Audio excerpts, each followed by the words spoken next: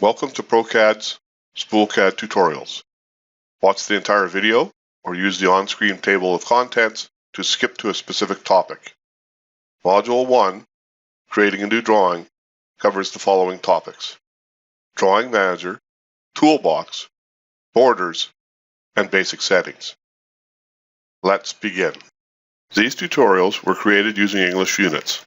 All ProCAD software products support both English and metric units. Our first topic is the Drawing Manager.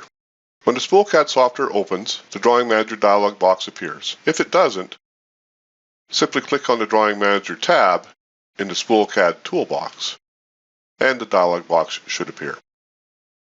With the Drawing Manager, we can create files, delete files, rename files, basic system management type tools. We'll take a look at creating a drawing. Our first step is to select the project you'd like to create the file in. By default, you'll see the English and metric standards. For these tutorials, we have created the Twin Lakes project. Select the project, click in the drawing area, and then select the new icon. Or right-click and select New. Enter a drawing name, select the file. You can now open this file, or you can do a copy, a rename, or delete.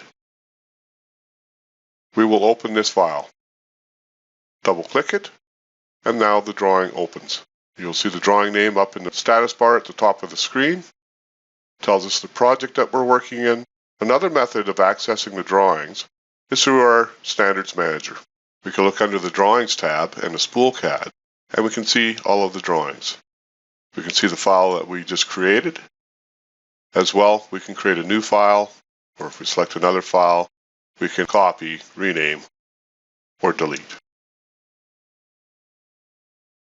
Our next topic is the toolbox. We'll take a closer look at all of the information within the SpoolCAD toolbox. First, we have our Settings tab, which allows us to set any of the major features of the software. Things like our main pipe size, our branch size, our pipe spec, even things like a spec override. If we open that up, we can actually override the specs temporarily. We also have item information. We have some of our basic toggles for starting the software, whether or not we see a valve stem, spec checks. We have a line number tab if required. We can set and change it. And we can also set our isoplane setting. Underneath our Equipment tab, we can place some basic equipment symbols, horizontal vessels, vertical vessels. Under the Miscellaneous tab, we have things like our centerline symbol and north arrow, flow arrows for direction, a revision cloud, instrument balloon, grade symbols, weld symbol, spool mark number, pipe insulation. Under the Line Types tab, we see a pipe routing line, border lines, and then some basic AutoCAD line types like dash line, center line, hidden line, and dotted line. Under the Auto Route feature, we can enable and disable the Auto Route.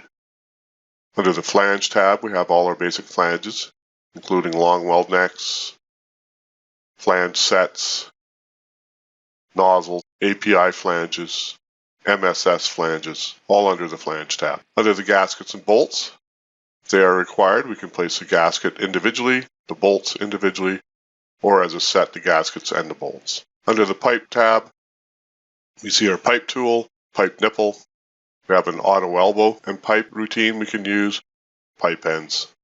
We can also set our isoplane setting. Under the Valve tab, we have our commonly placed valves, including gate valves, globe valves, ball valves, check valves. Some features for placing the valves.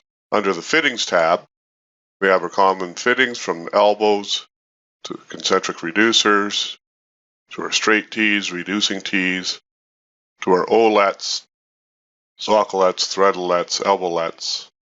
Under Miscellaneous fittings, we see some of our smaller fittings like our unions, our caps and plugs and couplings. Under Pipe Supports, we see things like pipe shoes, base supports, pipe hangers, U-bolts. Under the Structural Steel, some basic tools for placing wide flanges, some channel, and angle. Under the Textiles, simply select the isoplane you would like to place your text, and the text is orientated to that plane. The Fabrication Tools tab is our main tab for our SpoolCAD software. It allows us to update information about X-rays and welders. We can do field weld symbols. We can insert weld count lists, weld lists or weld maps for each individual weld. We can set the heat number.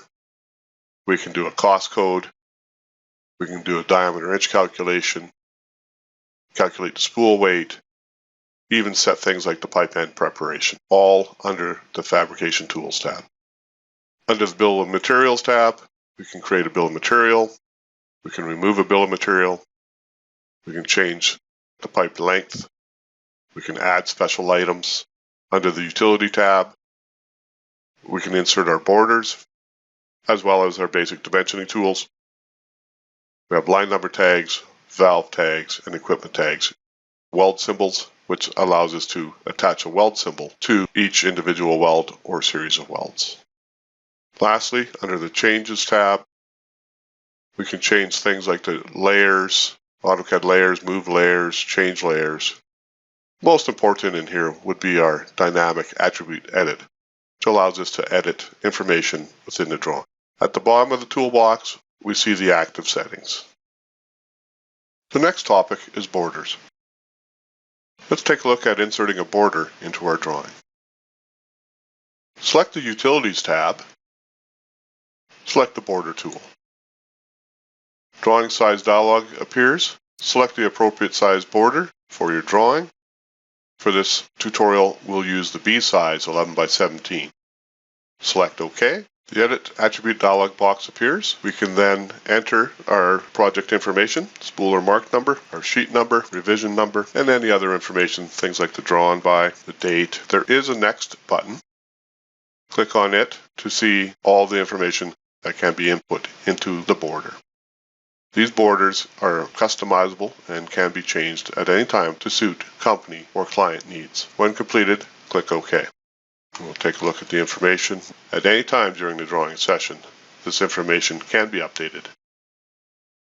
Custom borders can be set in our Standards Manager. Under the border settings, we can customize the borders. Under the File Location tab, we can tell SpoolCAD where to search for those borders. Our last topic in Module 1 is basic settings.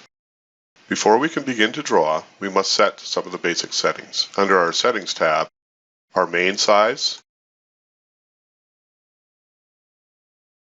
the main size for our pipe, the branch size. You can scroll down and see all the different sizes. Set a branch size. Set the pipe spec that we'd like to use for the project or for the drawing. If we need to, we can set spec overrides, so we can go from threaded to socket weld, or from raised face to flat face or ring type joint. Anytime we can do that as an override. We can also set our isoplane setting, which allows us to pick which plane we would like our fittings to align to. Simply select the plane and it will change. To make things even easier, at the bottom of the toolbox, we see our active settings on display. To change the isoplane, simply click and it will change the isoplane. Click on the spec. Various specs will appear. Select the appropriate spec. Main size, branch size. We can set the line number if required.